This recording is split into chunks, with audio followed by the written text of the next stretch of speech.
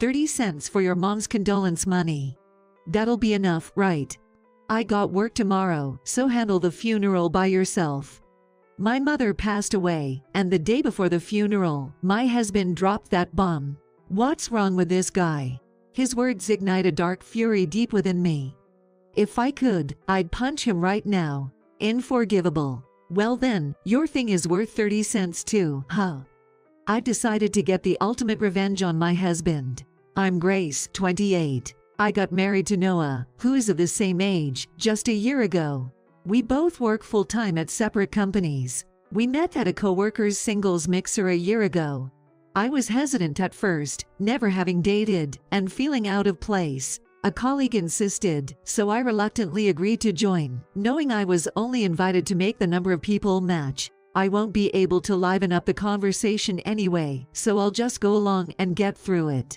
On the day of the mixer, even on the train ride to the venue, I kept thinking about it. I was more of an introverted indoor person, enjoying hobbies like reading. Maybe because of that, I didn't have many female friends, let alone male friends, which I've never had any. With those anxious feelings, the mixer began. I sat quietly in a corner, sipping my drink, trying to keep to myself. Drinking alone like that isn't much fun, is it? It was Noah who approached me, striking up a conversation. Noah was the most handsome and cheerful person among the participants, but I couldn't understand why he was so actively talking to me. There were other girls there who were prettier and more cheerful than me. At first, I was wary of Noah, who approached me so suddenly, thinking he might be a player. But I got caught up in his conversation skills and gradually became able to talk to him as a friend. Talking with Noah was really enjoyable, and before I knew it, the end of the mixer was approaching. As the mixer ended, he asked for my number. Hey, wanna exchange numbers? Feeling perplexed, I exchanged numbers with him, and we went home for the day. The next day, I received a message from him. I'd like to meet up, just the two of us next time. Seeing that message, I wondered if I was dreaming. I had never been invited by a man before, and I thought maybe he was teasing me as a truth or dare game. Really? Well then, sure, let's meet up. Ecstatic at the invitation from Noah, I agreed to meet up. A week later, I went out for a meal with Noah. After that, Noah and I went on several dates, and we officially started going out. Never having had a boyfriend before, I was overjoyed at my first ever boyfriend, and even did a little dance on the spot as I was so happy. I can't believe this is happening. When I went home and told Mom about my boyfriend, she glanced at the fireplace mantel. At the other end of her gaze was my father's portrait, who passed away about 10 years ago. My mom had always taken care of me alone. Seeing her smile at my announcement while looking at my dad made me incredibly happy, and tears welled up naturally. I learned during our dates that Noah had lost both parents at a young age, so he understood the loneliness of not having a father. About 3 months into our relationship, one day Noah proposed to me. I'm so happy. But with Mom and all, I need some time to think. I was genuinely thrilled, but I decided to temporarily postpone my reply to Noah's proposal. About a month into our relationship, my mother was diagnosed with terminal colon cancer, with doctors giving her only 6 months to live. The time I had left to spend with her was short. I told Noah about it. Maybe my mom would pass away soon. I definitely wanted to get married, but I also wanted to spend time with my mom, so my heart wavered. I want to help your mom too. Most of all, I want her to see you in your wedding dress while she's still around. Seeing me troubled, Noah made his intentions clear, and I couldn't help but break down in tears from his overwhelming consideration. Marrying someone who cared so much about me made me truly happy. I'm really happy. Thank you. Yes, let's get married. And so, I married Noah, and our married life began. I firmly believed that a happy life awaited me from now on. However, my happiness didn't last long. Around a month after marriage, my husband's attitude suddenly changed. Despite being so kind when we were dating, he started dumping all the housework on me, saying he was tired from work. Hey, dinner's ready. Even if I called out loudly, my husband seldom came right away. His study room was upstairs, and apparently, he couldn't hear me over the loud TV. I kept calling for a while until he finally showed up at the dining table, a scene that repeated almost every day. Even on holidays, he casually left all the housework to me, saying, "I'm hanging out with friends today, so take care of the chores." I was getting frustrated with such a husband. About a month later of enduring such a life, I reached my limit and said, "I work too. Can't you help with the housework on weekends?" But my husband, looking annoyed, said, "Can't help it. I have plans with friends on weekends too." "You wouldn't understand since you don't have many friends." I thought it was too much to say that to my face, but I didn't want to argue anymore, so I didn't say anything more. Before I knew it, I tasted blood in my mouth. I had been biting my lips, enduring my husband's remarks for so long that I had cut my lips. I was so outraged by his last words that if I could, I would have just stormed out of the house right then and there. From the next day on, my husband's uncooperative attitude escalated. He started complaining about my housework, saying things like, "This food is terrible. I'd rather have a frozen dinner, and are you really cleaning? It doesn't look clean at all." And eventually, he started spewing insults like, "You should be grateful that a great guy like me married a gloomy person like you." When I asked him why he married me, he said, "Well, with you, I don't have to worry about you cheating on me, right? You do all the housework even when I make random excuses. You were just convenient for me to marry." It was a shocking remark, and I was utterly dismayed. Hearing that statement made me feel like I was falling apart. I desperately wanted to believe that at least what he said about my mom was true.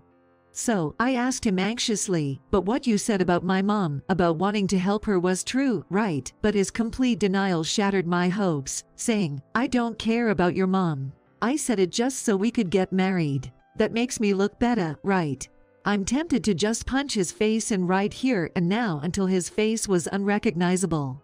That feeling surged up within me, but I held back. I even considered getting a divorce, but I couldn't bring myself to broach the subject with my husband. I thought that if I divorced him now after just getting married, I might never get another chance. Then, one day, 3 months later, I received a sudden call from a nurse at the hospital where my mother was admitted. "Grace, your mother's condition has suddenly worsened, and it's critical. Please come right away." My mother had been given a prognosis, so I was somewhat prepared, but when I heard those words, my mind went blank. For about a minute, I was silent, trying to process what the nurse had said. "Got it. I'll be right there." Coming to my senses, I hung up and immediately headed to the hospital. "Mom, at least stay alive until I get there," I pleaded as I entered my mother's hospital room, but she had already passed away. "Why did you have to die before I got here? Mom, wake up. Wake up, please."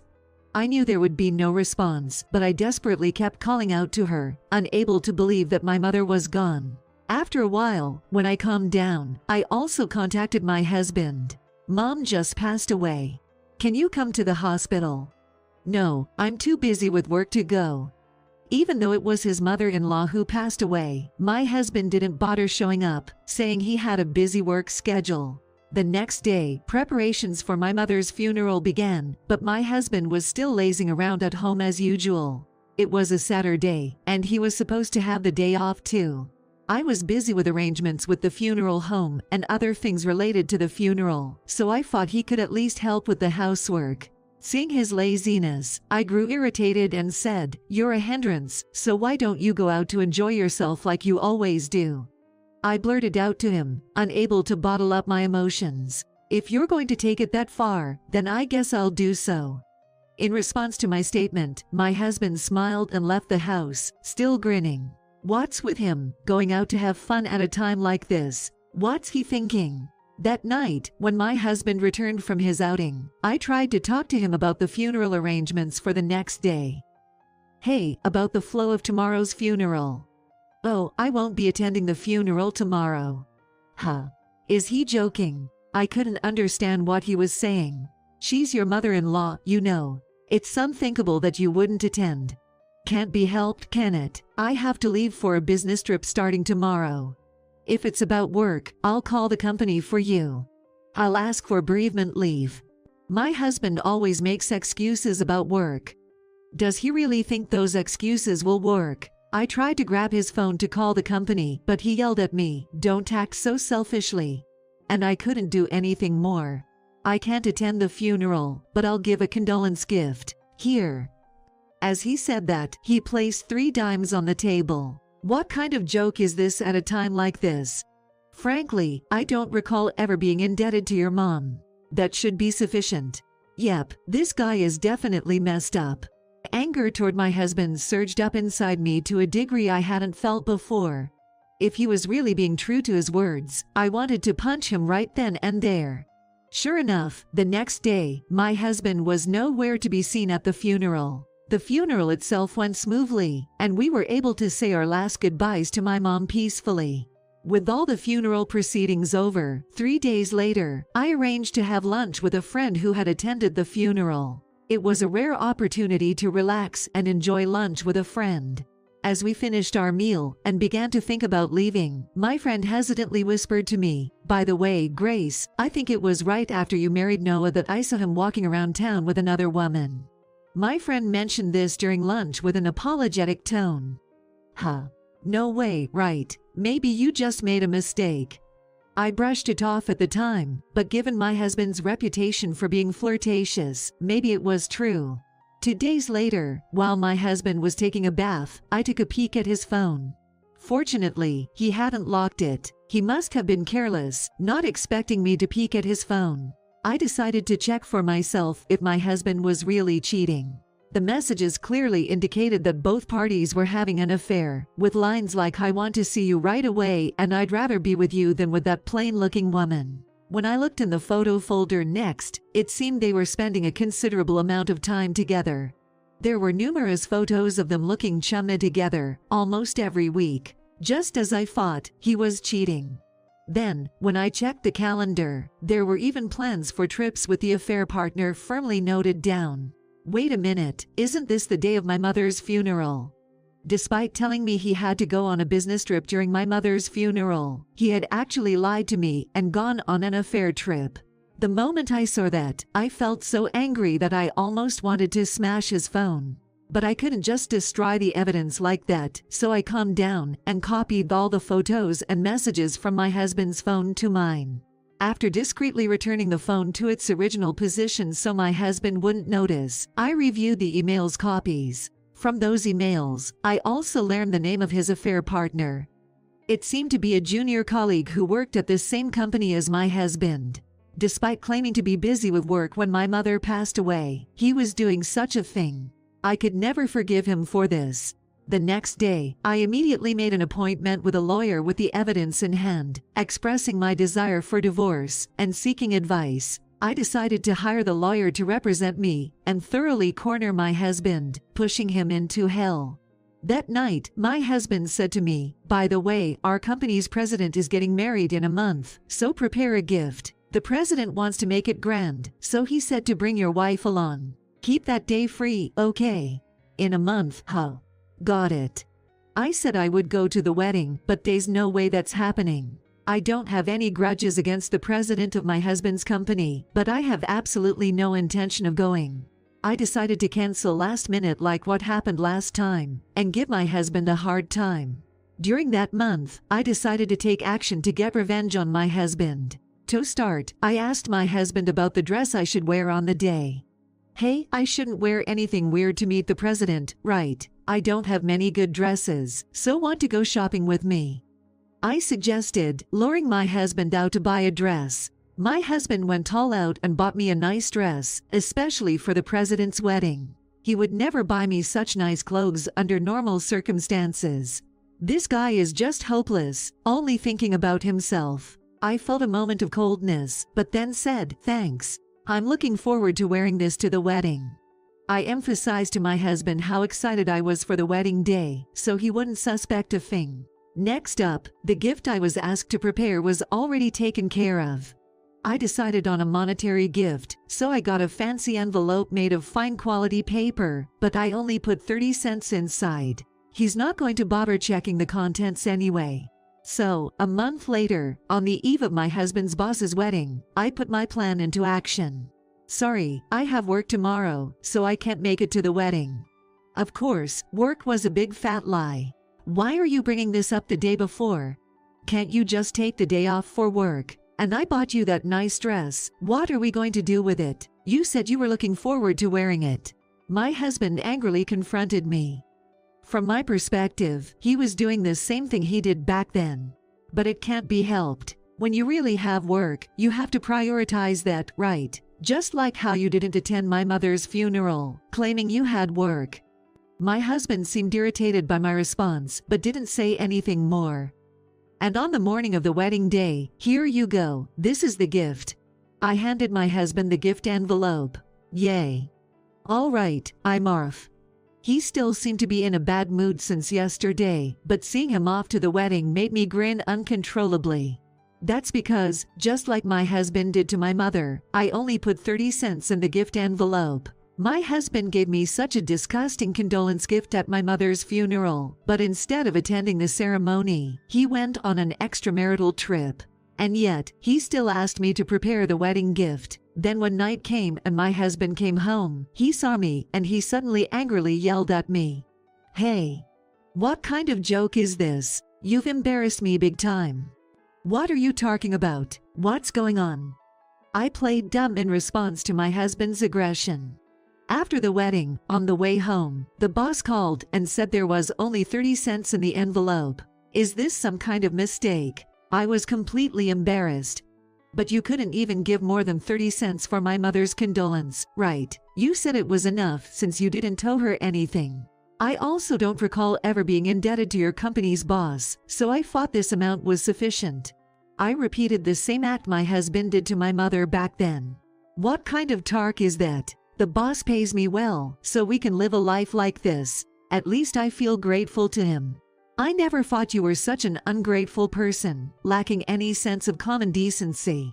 I can't live with someone who can't even maintain my dignity. I want a divorce. I clearly heard my husband say divorce. Divorce. Fine by me. Great. I'd rather leave you than live with someone who didn't attend his mother-in-law's funeral to go on an affair trip with his colleague. I said to my husband, without holding back. The moment I mentioned cheating, my husband couldn't hide his agitation, and he had shifty eyes. Hey, cheating. That's ridiculous. I mean, at that time, I really had work. My husband, stumbling over his words, desperately tried to come up with excuses, but he was in for a rude awakening if he thought he could easily get through this. What? Did you think I wouldn't notice? Then how do you explain this? You two seem really close, and you're even exchanging emails like this. I confronted my husband, showing him the evidence I copied between him and his affair partner. The emails contained derogatory remarks about me, like I can't imagine having a kid with that ugly woman. What a poor kid if it ends up looking like her, and I wish I had more days off. If I say I'm going out with friends on weekends, she won't say anything. I read out these emails to my husband and said, "Looks like you've been making a fool out of me behind my back." Still want to deny it. My husband, who had his emails, photos, and plans copied, couldn't say anything in response to my questions. I haven't forgotten what you said to me before about me being a convenient woman. Even though I was happy about getting married at the time, I didn't want to get divorced, so I just endured it when you said that. But to think you were cheating on me too. I'm not someone who will keep taking it forever, you know. I couldn't help but get emotional and raise my voice as I reminded my husband of what he said back then. But he remained silent, refusing to answer any of my questions. If you can't say anything, that means you're admitting it, right? Oh, by the way, didn't you mention divorce earlier? Then sign this divorce paper. Oh, and about the cheating, I've already consulted a lawyer and will be seeking compensation from both you and your lover, I said, and my husband readily admitted to the affair. Fine. By the way, how much? He asked. I'm asking for $30K from you and $10K from your lover. By the way, I'll be sending a letter to your lover demanding payment. I informed him of the compensation amounts. My husband was surprised by the large sum of $30K, but ultimately agreed to pay the full amount, although he requested to pay it in installments due to financial constraints. You can pay in installments, but if there are any delays, you would have to pay the remaining balance in full regardless of any situation. I agreed to accept his request, adding that condition. Okay, it's a deal. I'll definitely pay, he said. The conditions we both presented were accepted, settling the matter for the time being. Oh, by the way, could you make a call to your mistress? I know her name, workplace, and age, but I don't know her address. I asked. Well, about that, it's a bit. My husband tried to defend his mistress even at this point. What are you saying? Just make the call already. I yelled at my husband, who then hastily dialed his mistress's number. It's me, but there's someone who wants to talk to you. My husband handed me the phone. Although I was about to lose my temper, I remained calm and ruthless as I spoke to my husband's mistress on the phone. Hello. This is Grace, Noah's wife. I'm sure you've always taken good care of my husband. I have something I need to confirm. As soon as I took over the call from my husband, his mistress must have realized that their affair had been exposed. I'm really sorry. I knew I was doing something wrong, but I couldn't stop, she said tearfully, apologizing. Well, there's no need to apologize. I'm sure you had a good time, didn't you? More importantly, could you tell me your address? I'd like to send a letter regarding this matter. However, I ignored her apology and firmly informed her that I would still be demanding compensation, and I asked for her address. The next day, I had my lawyer send a letter to the address I obtained regarding the matter at hand. 2 days later, as I was packing my things to leave my husband's house for good, he apologized, saying, I'm really sorry. I regret everything. It's too late to apologize now. The humiliation I suffered back then will never heal, and I'll never forgive you. I hope you and that girl will live happily ever after, I said sarcastically, leaving the house. I felt tears of frustration flow on the train ride back to my childhood home, but I was also relieved that I could finally say what I wanted to say to my husband, and after crying for a while, I felt a sense of liberation. Although my married life was short, lasting only about 6 months, I was glad I could break up with such a man early on. However, the panicked expression on my husband's face when I confronted him was unforgettable. With those farts in mind, I returned to my now empty childhood home. About a month later, I found peace in my daily life without any snide remarks. But then, I received a call from my ex-husband. Hello. What's up? I answered, not expecting anything in particular. So, since I got caught cheating at work, I got fired and I can't pay this month's compensation. My ex-husband called to ask for more time to pay the compensation. That's not really my problem, is it? Figure out a way to come up with the money and make sure to deposit it by the deadline, I replied. Even so, I have nowhere else to turn. How pathetic of a man he must be. Even his mistress, when I demanded compensation from her, promptly deposited the full amount. Well then, why don't you ask your mistress for an advance? It's not that simple. We broke up right after, and now I can't reach her. I burst into laughter upon hearing that. It serves him right for treating his own in-laws poorly, skipping funerals, and going on affair trips. Is that so? Well, serves you right. I couldn't help but speak my mind as I hung up on my ex-husband. In the end, there were no delays in paying the compensation for that month or any month thereafter. He probably thought he could tug at my heartstrings because he was reluctant to part with his money. My first marriage was a disaster with an outrageous man, but 2 years after divorcing him, I met another man. After 2 years of dating, we're getting married next month. Unlike my ex-husband, he's truly sincere and very kind to me. Worried that he might change his attitude and stop doing household chores after marriage, I decided to move in with him after dating for a year. I hesitated to test him, but even after moving in together, his kindness remained unchanged, and he actively helped with household chores without me having to say anything. We went on dates together every time we had a day off. Even after we're married, will you still go out on dates with me like this? Will you still be kind to me? Yeah, of course. Seeing him smile and answer my questions, I felt like I could be happy with him. Next time, even though challenges may still lie ahead, I hope to have a marriage life where I feel more happiness than pain.